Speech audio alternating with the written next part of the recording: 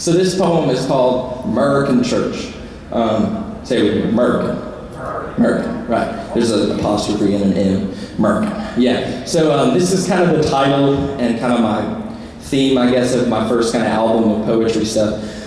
And it's kind of about everything you'll hear in this, or unfortunately that you'll see in a lot of churches in this country, and that's a gospel that is very different than what Jesus preached, and even more so, you'll see behavior sometimes in churches with the way we live, or the way we love, or more importantly, the lack of those things that just doesn't seem to line up with Scripture and what Jesus called when he said he wanted to see people sold out, and nations and countries and kingdoms sold out for him. So thank you guys for listening. This is my last poem. Get ready for Brian Canterbury and the Shine Effect. Sweet. This is called American Church. Say it one more time. American. Yeah, here it goes like this. No more American Church. Republicans and Democrats, diseased like rats, scurrying around to protect and serve this present plague. So bubonic and chronic, yet diatonic to the broken record of our hymnals. Because by God, this is God's nation of ichthus stickers stuck loud and proud on the back of our F-150s and parked in 2 spaces at the strip club nightly. Nothing to fear from the beers that kept our yesterdays lubricated, sedated we perched like kings on our thrones, dry bones on pews, 1 day a week, 4 times a month. Like actors on cues, wear the suit, pay our dues, making sure we beat the Baptists to our reserved tables in Sodom. Chugging along our tax dollar manifest destiny towards comfortable. After all, who doesn't enjoy a little lukewarm hospitality now and again? Not too hot, not too cold. Slide on in. The water's fine. Funny though, isn't it? That only hot soothes. That cold alone quenches our desperate need for something real to swallow. Hollow. Richest nation in the world, filled with hungry boys and girls searching for solid food to fill their souls' holes. Reserved for a spirit who's not welcome in our sanctuaries. Because what they say is true, a house that's cut in two will not stand as the body with no heart can't dance to the songs His grace composes.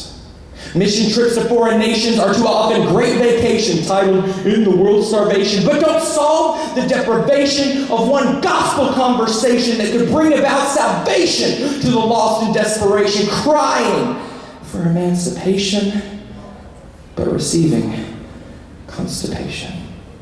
Wallets blocked by my church's $2.7 million renovations.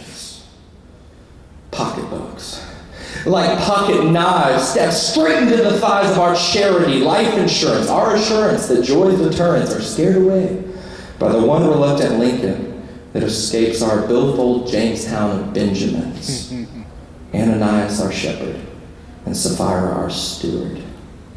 See, we lead the blind, but don't flip the light switch, selling spiritual food we've left untasted. The truth, not introduced, knocks patiently on our door while our lust for self-pleasing leaves the Nazarene bleeding because we're too busy reading our Jefferson Bibles, a useless gospel without the good news.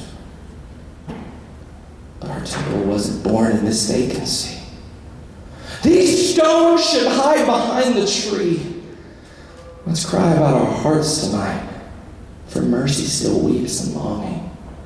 Read Hosea 11:9. Though we've played the whore and more, the sores we've raised still burning, there's healing in a garden still. A call to be, not just to say. Leave all your gold, lay down your crowns, and let in a fire that smells like change. And know it hurts, but when you're through, He'll be in you. And there's freedom in His grace. And yes, the world will hear your mind conformed, no longer to that flesh and self, but to a day without these pamphlets. When meetings bow to tongues of flame, when budgets look like prophecy, they'll know that you have seen Him, that prodigals can know Him. The dead he loves will start to see.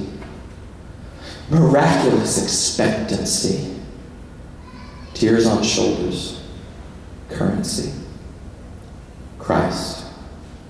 Not metaphorically. And they'll know we are Christians by our love. By our love. America, the beacon of our love.